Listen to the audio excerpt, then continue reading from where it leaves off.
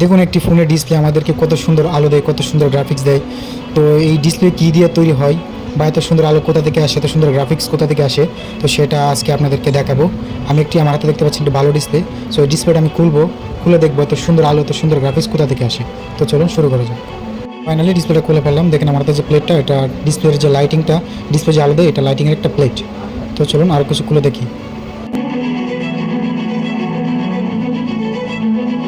আর একটি পার্ট খুলে নিলাম। সো এটা হচ্ছে যে ডিসপ্লে গ্রাফিক্সটাকে আরও উজ্জ্বল করে ফুটিয়ে তোলা হয় এই পেপারটা দ্বারাই।